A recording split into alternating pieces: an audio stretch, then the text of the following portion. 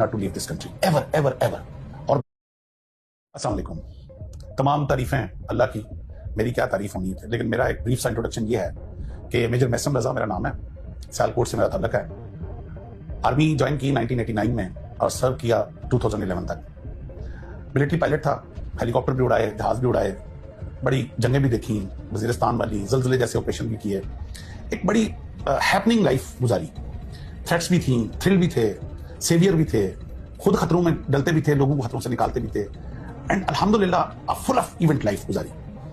और उस लाइफ में एक ऐसा वाकया जिसने मेरी बिल्कुल जिंदगी, मेरी सोच और मेरी आने वाली नस्लों की जो फ्यूचर प्लानिंग थी वो चेंज कर दी।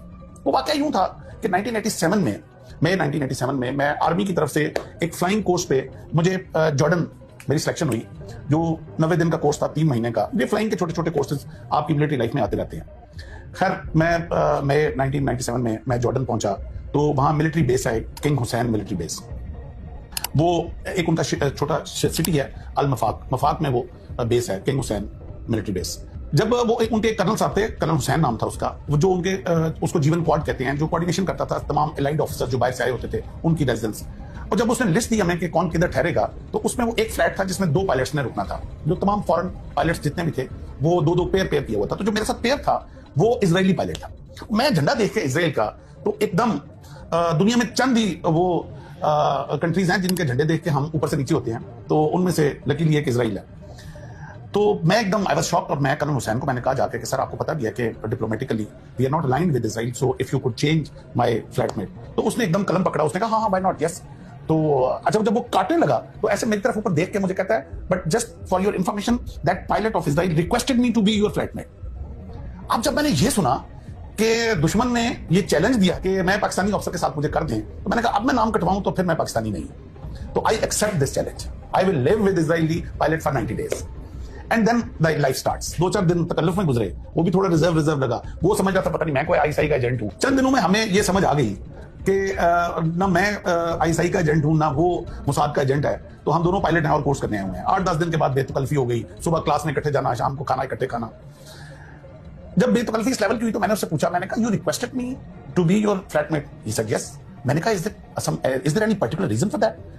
तो जो उसका जवाब था शोएल का, वो मेरा लाइफ चेंजिंग, मेरी पाकिस्तान के साथ मोहब्बत उस दिन मुझे मेरी पैदा हुई मेरे अंदर। उससे पहले मैं बाय डिफॉल्ट पाकिस्तानी था, लेकिन मैं 1997 इस वाकये के बाद मैं बाय चॉइस पाकिस्तानी। उसने जो जवाब दिया वो मैं बार बार इस कौम को वो जवाब बताना चाह रहा हूं। मैं इससे पहले वाली भी एक वीडियो में, मैं उससे पहले वाले एक प्रोग्राम में मैं बता चुका। ही सेड के हम पैदा हुए थे तो मां की गोद से हमें बताया गया था कि तुम्हारा दुश्मन अरब नहीं है, तुम्हारा दुश्मन पाकिस्तान है। कहता है उसके बाद मकतब में आए तो मकतब में हमें पढ़ाया गया कि तुम्हारा दुश्मन पाकिस्तान है। कहता है मकतब के बाद स्कूल में, मकतब उनके कहते हैं मदरसे टाइप को, जो कंपलसरी है स्कूल से पहले। अच्छा, कहता है उसके बाद स्कूल में आए तो स्कूल में जो चैप्टर हमें एनिमी का पढ़ाया जाता था उसमें झंडा पाकिस्तान का लगा होता था। उसमें पाकिस्तान की ज्योग्राफी पढ़ाई जाती थी, पाकिस्तान का नहरी निजाम पढ़ाया जाता था, पाकिस्तान का फौज की स्ट्रेंथ हमें पढ़ाई जाती थी। कहता है उसके बाद यूनिवर्सिटीज में, कॉलेज में एनिमी के तौर पे हमें पाकिस्तान पढ़ाया जाता। कहता है फिर मैं आर्मी में आ गया। जब आर्मी में आया तो सारी दुश्मन की मिलिट्री स्ट्रेटेजीज जो हैं वो हमें पाकिस्तान की पढ़ाई जाती थी। कहता है जब पैदा होने से लेकर आज तक दुश्मन दुश्मन दुश्मन पाकिस्तान सुनते आए हैं, तो एक मौका मिला कि दुश्मन के साथ 90 दिन गुजारने का। तो वो आर्मी की टर्मिनोलॉजी होती है नो योर एनिमी। तो कहता है नो योर एनिमी का चांस मिला तो why should I miss it. मैं उसकी बात सुन के थोड़ा सा मैं हैरान हुआ। मैंने कहा शोएल ठीक है, हम आपको ड्यू टू मस्जिद अक्सा एंड ड्यू टू फलस्तीन हम डिप्लोमेटिकली आपको एक्सेप्ट नहीं करते, मगर इस लेवल का हमने कभी आपको दुश्मनी के भी काबिल नहीं समझा। हमारे लिए तो इंडिया ही काफी है जो हमारे साथ जुड़ा हुआ है मशरक के ऊपर, और उसके लिए हम काफी हैं, हमारे लिए वो काफी है। तो तुम लोग किस लेवल पे जा चुके हो? तो हमने भी नेवर थॉट। तो जो इसके बाद जो उसने जवाब दिया वो इससे भी ज्यादा अहम था। उसने कहा तुम लोग अभी सोए हुए हो, अभी तुम्हारे लीडर्स तुम्हें बता नहीं रहे कि तुम लोग क्या हो और क्या काम तुम लोगों से लिया जाना है, जबकि हमारे लीडर्स ने हमें बता दिया। इसलिए हमें बहुत क्लियर है कि तुम लोग क्या हो, लेकिन तुम लोगों को खुद अभी नहीं पता तुम लोग क्या हो। और जब मैंने थोड़ा इसरार किया, उसको अनफोल्ड किया, तो उसने कहा कि कभी तुम लोगों ने गौर किया कि पूरी दुनिया का नक्शा ले लो, पूरी दुनिया में 2 कंट्रीज ऐसे हैं जो रिलीजियस आइडियोलॉजी की बुनियाद पर बने हैं, और वो एक पाकिस्तान और एक इजराइल है। पाकिस्तान बना 1947 में, इजराइल बनता 1948। अब what a coincidence, what a coincidence कि 9 महीने के अरसे के अंदर अंदर 2 मुल्क जो काम जब से दुनिया बनी थी नहीं हुआ था, और वो एक ही 9 महीने के अंदर अंदर वो काम दुनिया में होता है। पाकिस्तान बनता है 27 रमजान को, वो मुबारक ताक रात जिसके लिए हमारा कुरान भी ना अंज़लना पूरी उतरी उसके ऊपर। हमारी सारी दुनिया जानती है कि वो ताक़त क्या है हमारे लिए। जिस रात फरिश्ते उतरते हैं अपनी रहमत के लिए, खुदा फरमा रहा है, और साथ वो भी अल्लाह का, तुम क्या जानोगे ये रात क्या है। और इजराइल बनता है 1948 में।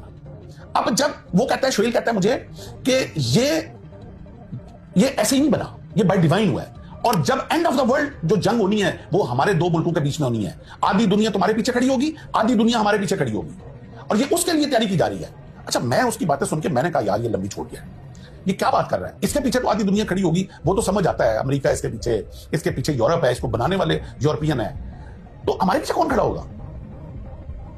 तो अब आके वो क्या कहता है, अब आके कहता है कभी तुम लोगों ने गौर किया, ऐसे उसने ना सामने वो एक पेंसिल पड़ी हुई थी जो हम पढ़ रहे थे, ये ड्यूरिंग स्टडी ये हमारी डिस्कशन हो रही थी, उसने पेंसिल पकड़ के ना कहता है तुम लोगों के अंदर ये कैपेबिलिटी नहीं है अभी कि ये पेंसिल बना सको अपने मुल्क में, ये चाइना से इंपोर्ट करते हो, जबकि इस वक्त दुनिया का सबसे लेटेस्ट न्यूक्लियर टेक्नोलॉजी तुम लोग बना के बैठे हुए। This is a miracle. तुम लोग अपना शार्पनर चाइना से मंगवाते हो, जबकि इस वक्त तुम फाइटर जेट बना रहे हो। उस वक्त हम प्रोडक्शन शुरू हुई थी, यानी कि वो टेक्नोलॉजी अभी JF-17 अल्हम्दुलिल्लाह अभी तो प्रोडक्शन भी हो गई, और वर्ल्ड लेटेस्ट जो अभी हमारा जहाज है और वो अभी एक्सपोर्ट भी हो रही है। ये मुझे उसने 1997 बोला, कहता है ये ऐसे ही हो गया, दुनिया की 6ठी प्रोफेशनल आर्मी लेके बैठे हुए हो तुम लोग, और जो कंपटीशन इंटरनेशनल आर्मी का होता है उसमें तुम्हारी फौज नंबर 1 होती है। कहता है ये ऐसे ही हो गया, जबकि तुम लोग इस वक्त IMF के कर्जे के अंदर गुडे हुए। ये कौन कर रहा है, ये बाय डिवाइन हो रहा है, somebody is doing it।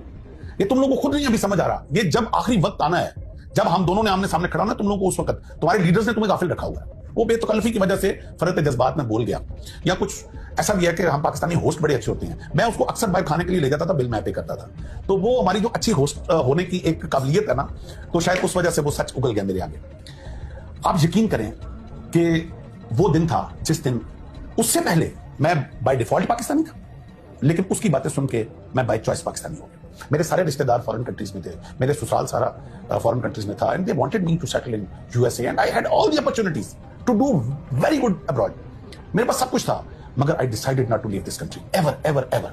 और मैंने अपने बच्चों को भी कह दिया कि जिंदगी है, खुदा करे कि वो मौका आए, वो आखिरी जंग हमारी जिंदगी में इजराइल के आमने सामने हो, खुदा करे मुझे मौका मिले कि मैं पहली सफ में लड़ रहा हूं, खुदा करे कि वो खिलाफत और वो इमामत जो इमाम मेहदी लेके आएंगे, जो हमारी दज्जाल के साथ जंग हो, वो हमें और मेरी औलाद को मौका मिले कि हम अगली सफों में लड़ रहे हों। इसलिए हम कभी ये ना इस मुल्क को छोड़ सकते हैं, ना कभी इस मुल्क के ऊपर आंच आने देंगे, हम अपना खून बहा देंगे, क्योंकि हमें अपने दुश्मन से वो बात पता है। वो कहता है तुम लोग इस वक्त जो एग्रीकल्चर रेवोल्यूशन, तुम्हारा इंडिया पानी, ये मुझे उसने बताया 1970 कि इंडिया प्लान कर रहा है तुम्हारा एग्रीकल्चर तबाह करने के लिए, और तुम्हारा सारा पानी बंद कर रहा है, और तुम्हारे अपने बिके हुए बीच में जो पानी बंद करवा रहे हैं। और बाद में वो जमात रिशा पकड़ा गया जो बिका हुआ था, खुदा लानत करे उसके ऊपर और उसके आल औलाद के ऊपर, जो ऐसा शख्स पैदा हुआ जिसने अपने मुल्क का सौदा किया और हमारे पानी को बर्बाद किया जाके, जो दरियाओं का उसने इंडिया के साथ सौदा किया। तो भाई ये हबील और कबील की जंग है, ये हक और सच की जंग है। ये डे 1 से जिस दिन इंसानियत बनी है ये जारी हुई, ये जंग जारी रहेगी। अब आपकी चॉइस है, आपने हक के साथ खड़े होना है या आपने बातिल के साथ खड़े होना है। ये जंग आदम के बाद हबील और कबील में जारी रही, ये मूसा और फिरौन में जारी रही, ये नबी करीम सल्लल्लाहु अलैहि वसल्लम और कुरैश के बीच में जंग जारी रही, ये बाद में हुसैन और यजीद की जंग है। ये हक और बातिल क़यामत तक रहेगी। हमने ये फैसला करना है कि मुसीबतों से, ये बिजली के बिलों से, ये नाकस पॉलिटिकल सिस्टम से तंग आके हमने अपनी फौज को गालियां देनी है, हमने अपने मुल्क को गालियां देनी है, और ये गालियां देके हमने जाके बातिल के साथ खड़े हो जाना। और 4 दिन की जिंदगी है यार, कौन सी लंबी जिंदगी लेके आए हो, कौन था यार, कौन हजारों साल जिया है। आज हमसे बड़े बड़े लोग जो पहले पैदा हुए इतनी आसाइशों की जिंदगी जी रहे थे, आज कब्रों में पड़े हुए हैं। 4 दिन की जिंदगी है ये, सिर्फ ये इम्तिहान की जिंदगी। आपने हक के साथ खड़े रहते हो या तुम मुसीबतों से तंग आके बातिल की तरफ। जो लोग आज अपनी फौज को गालियां दे रहे हैं, ये चंद लम्हे के लिए करबला की उस जंग और उस आग की तपश को याद कर लें कि जो मुसीबतें उन्होंने उठाई अहले बैत ने, और किस तरह उन्होंने हक के साथ खड़े रहे। खुदा के लिए वो मुझे इल्हाम इकबाल का एक बड़ा खूबसूरत शेर याद आ गया, मीरे अरब को आती है ठंडी हवा जहां से, मेरा वतन वही है, मेरा वतन वही है। ये मेरे आका सल्लल्लाहु अलैहि वसल्लम को ठंडी हवा हमारे मुल्क से आई है। ये है वो फौज जिसने निकलना है इमाम मेहदी के साथ और जिसने दज्जाल के साथ लड़ना है। हमें ये विजन ये इजरायली अफसर ने दे दी थी, उनको पता है कि ये फौज है जिसने लड़ना है। आज चंद जो मकासद हैं, चंद जो पॉलिटिकल सिस्टम की जो रॉन्ग डिसीजंस हैं, उनकी वजह से आके हम लोग अपने मुल्क के खिलाफ हो गए हैं। हमें हमारी जुबान कैसे जेब देती है, वो कट क्यों नहीं जाती जुबान जो अपने फौज और अपने मुल्क के अगेंस्ट बात करे। मैं काफी जज्बाती हो जाता हूँ इस टॉपिक से। मैं चूंकि थोड़ा पढ़ने लिखने का थोड़ा शौक भी है, मैं एक शेर नवाबजादा नसरुल्लाह खान साहब का, बड़ा मेरा वो एवर फेवरेट शेर है कि